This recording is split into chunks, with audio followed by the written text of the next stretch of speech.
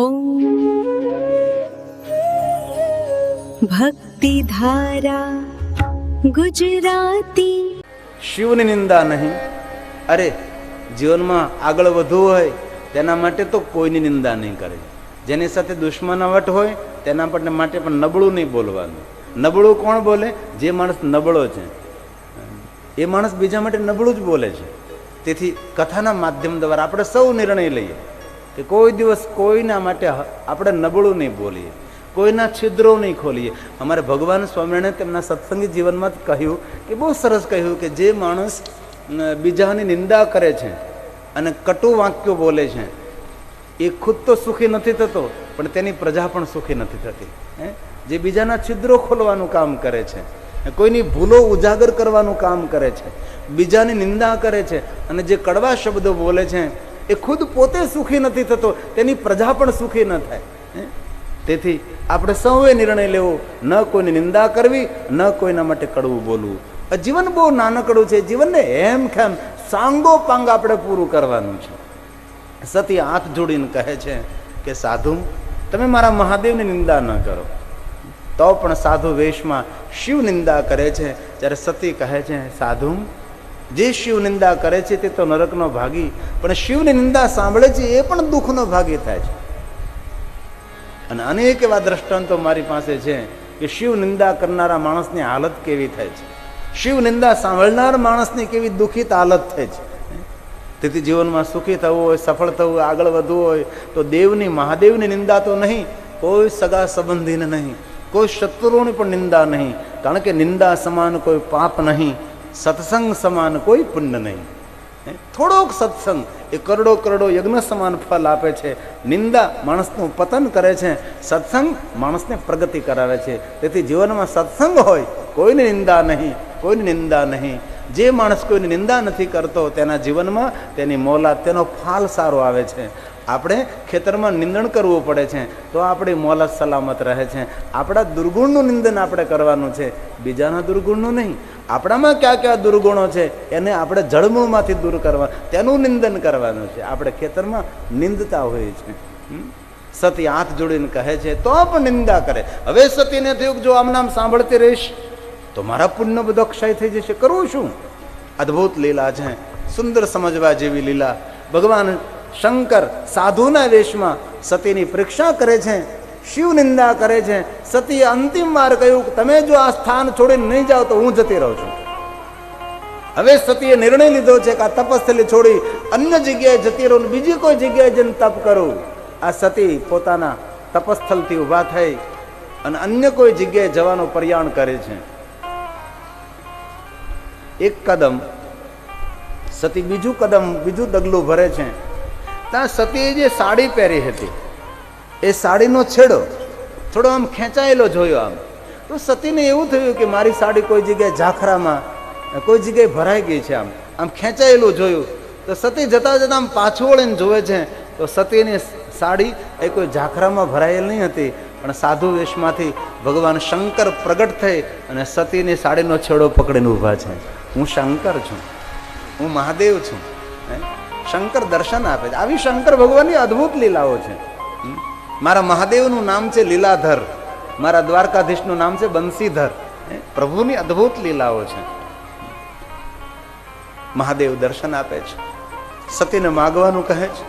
સતી માંગણી કહે છે કે મારી સાથે વિવાહ કરો, લગ્ન કરો, પણ સુંદર વરાજો બની, સુંદર શણગાર કરી, પીતાંબર, શ્વેતાંબર, લીલાંબર, સોના, ચાંદી, હીરા, મોતી, સુંદર મજાનો રત્ન જડિત મુગુટ પહેરી મારી સાથે વિવાહ કરો. શંકર ભગવાન સતીને વરદાન આપે છે. આ સતી પોતાનો તપ પૂર્ણ કરી અને પ્રદેશનગર પધારે છે. નગરવાસીઓ જેનું સુંદર મજાનું સ્વાગત, માન સન્માન, બહુમાન કરે છે.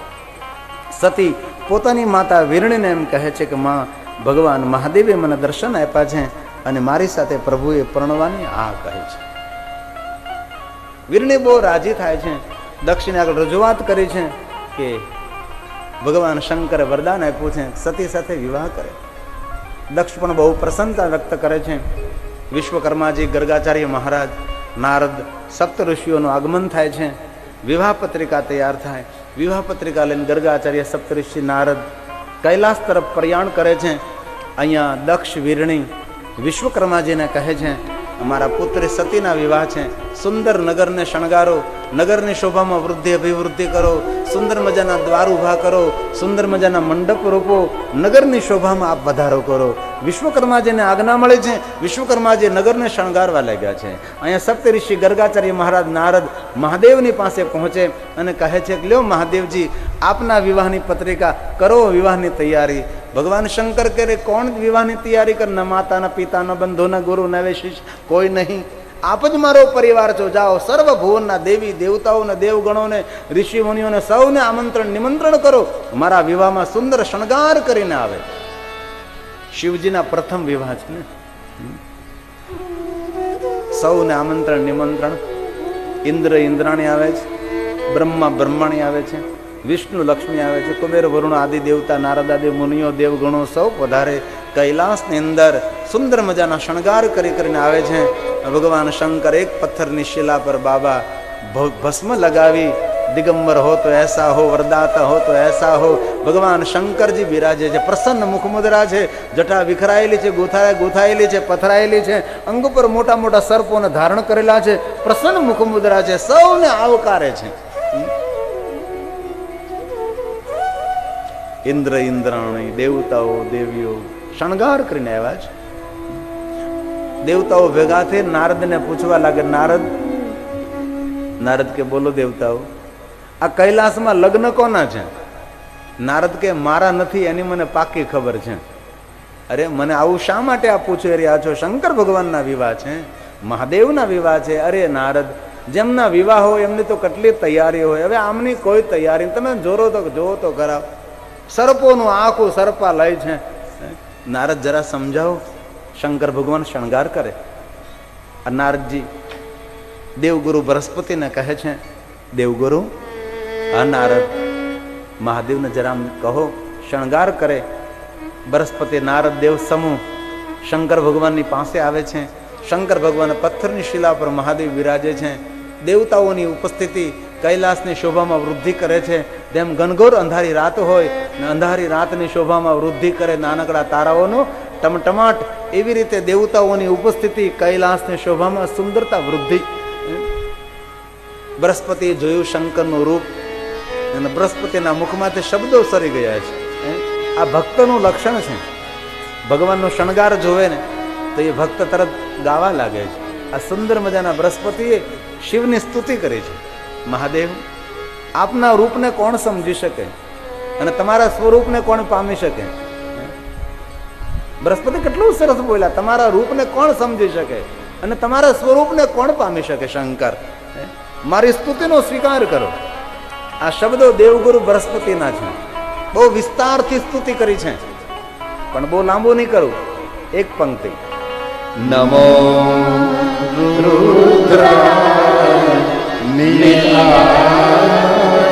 કેટલી સરસ વાત કરી. લીલવર્ણ કંઠ શંકરનો કેવો છે? ઝેરીલો કંઠ છે ને. મહાદેવનો કંઠ કેવો છે? નીલકંઠ, ઝેરીલો કંઠ છે. અને બોલે તો અમૃત. તમે જુઓ તો ખરા ભલામણ, જેના કંઠમાં ઝેર ભરેલું છે, પણ શંકર બોલે અમૃતની વર્ષા થતી હોય છે. અમૃતની વર્ષા થતી હોય. શંકરનું હૃદય કેવું? રુદ્રાય, કોમળ હૃદય છે. મારો મહાદેવ જોવામાં રૌદ્ર દેખાય છે, પણ જમનો સ્વભાવ રુદ્ર છે, રુજુ, એકદમ કોમળ સ્વભાવ છે. રુદ્રા એકદમ કોમળતા ભરેલો. મારો મહાદેવ ડઠ્ઠર નથી. મારો મહાદેવ બહુ જ કોમળ, સુકોમળ છે. કેવું રૂપ? તો કે આકાશ જેવું રૂપ. ભીમા પરમાત્માને નમો રુદ્રાય. નમો રુદ્રાય નીલાય ભીમાય પરમાત્મને કપાલતિને સુરેશાય વ્યોમન કેશાય બે નમઃ. સુંદર શબ્દો છે. વ્યોમન કેશાય બે નમઃ. કપરદી એટલે ગુથાયેલી જટા, પથરાયેલી જટા. વ્યોમ એટલે આકાશ, કેવડા શંકરના વાળ છે આકાશમાં ફેલાયેલી જટા છે. કેશ એટલે વાળ, વ્યોમ કેશાય નમઃ, પૂરા આકાશમાં ફેલાયેલી શંકર ભગવાનની જટા છે. આવા મહાદેવ છે. જેમ 500, 600, 700 સાલ કોઈ પ્રાચીન વડલો હોય, વડલાની આયુષ્ય 1000 વર્ષની હોય છે, એવો જૂનો ઘેઘૂર કોઈ વડલો હોય, જેમ વડવાયેલો પથરાયેલી હોય એમ શંકરની જટા આજુબાજુ પથરાયેલી છે. અને બહુ જંગલનો ઘનઘોર વડલો હોય ને એ વડવાયુમાં સર્પ વીંટાયેલા હોય, એવી રીતે મારા મહાદેવને જટામાં સર્પો વીંટાયેલા છે. આવું શંકરનું એક અલૌકિક રૂપ છે. પૂરું અંગ સર્પોથી લપેટાયેલું છે. કોઈ સર્પ જટાની ઉપર, કોઈ સર્પ જટાથી નીચે, કોઈ સર્પ ગળાની અંદર ભરડો મારી રહ્યો, કોઈ સર્પ ફૂફકાર કરી ત્રીજું નેત્ર અગ્નિથી ભરેલું છે તેની જ્વાળામાં વૃદ્ધિ કરે છે, કોઈ સર્પ આ બાહુથી બીજી બાહુ પર, કોઈ સર્પ અંગ પરથી ધરતી પર સરકી રહ્યા છે, કોઈ સર્પ ધરતી પર અંગ પર આવી રહ્યા છે. પૂરું અંગ સર્પોથી લપેટાયેલું છે. આવું શંકર છે. જેમ ચોમાસાનો પહેલો વરસાદ પડે અને રાફડામાં પાણી જાય ને રાફડામાંથી બધા મણિધરો નીકળે, બધા રાફડો ભરાઈ નીકળે, એવી રીતે શંકરના અંગ પર સર્પો વીંટાયેલા છે. આટલી તો ભસ્મ લગાવેલી છે કે શંકર પોતાના નેણ ઉપર નીચે કરે તો નીચે વિભૂતિ પડે છે. આવું શંકરનો એક અલૌકિક બહુ મોટી સ્તુતિ છે. આ તો થોડા શબ્દોમાં તમારી સાથે વાત રાખવાનો પ્રયાસ કરું છું.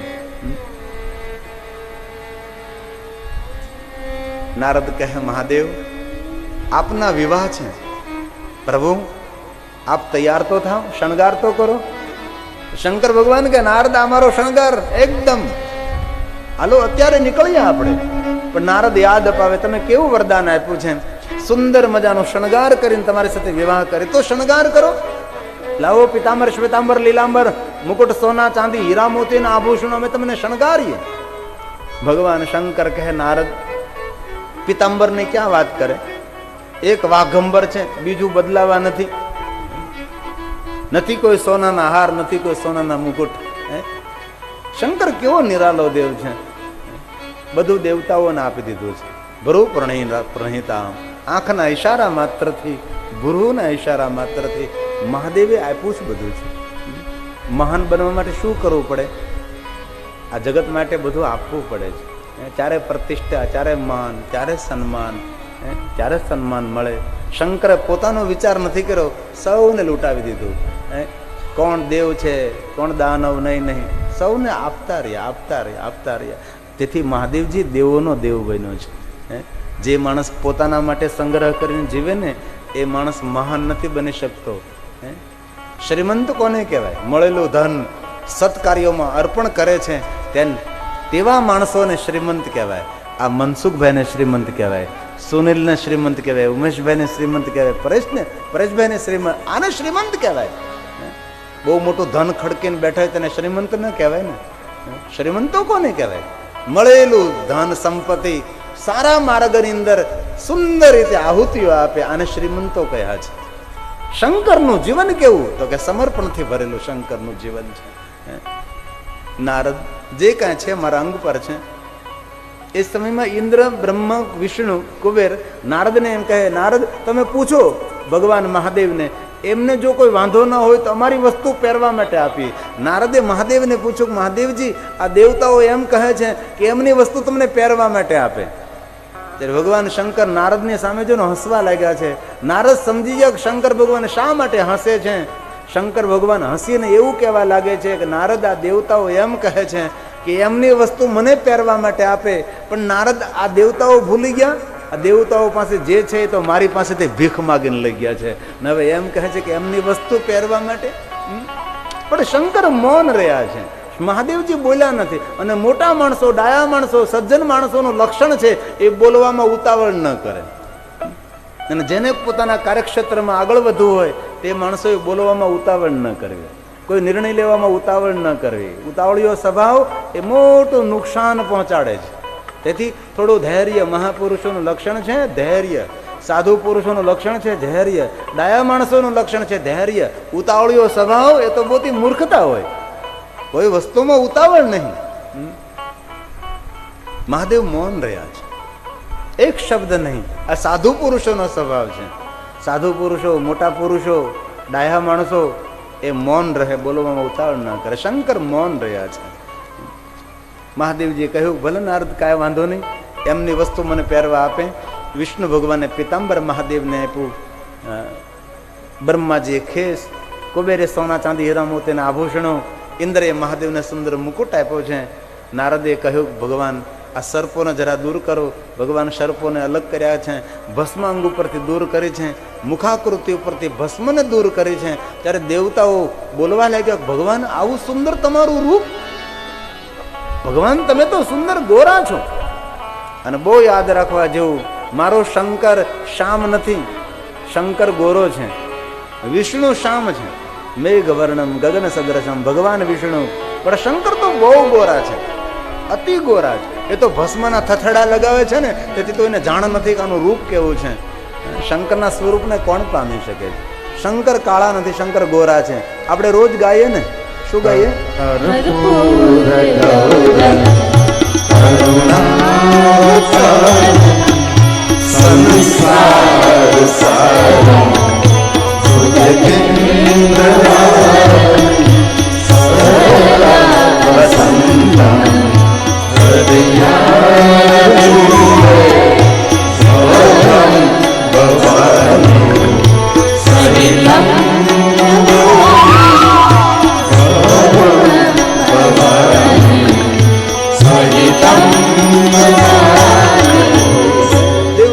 જયકાર કર્યો, ભગવાને સુંદર શણગાર કર્યો છે. વાજતે ગાજતે જય જયકાર સાથે નંદીની નજીક આવે છે. નંદી મહારાજને શણગારેલા જોયા. શંકર ભગવાન પૂછવા લાગે નંદી, મને તો દેવતાઓ શણગાર કર્યો, નંદી તમને કોને શણગાર્યા છે? નંદી મહારાજ કહે છે કે મહાદેવજી તમને દેવતાઓ શણગારે તો મને દેવીઓએ શણગાર્યો છે. સુંદર મજાના હાર પહેરાવ્યા છે, ઘુઘર ઘુઘરી. નંદી મસ્તક હલાવે છે, મોતીના સિંગ છે, ઝૂલ છે. નંદીને શણગારેલો છે. ભગવાન શંકર નંદી પર સવાર થાય છે.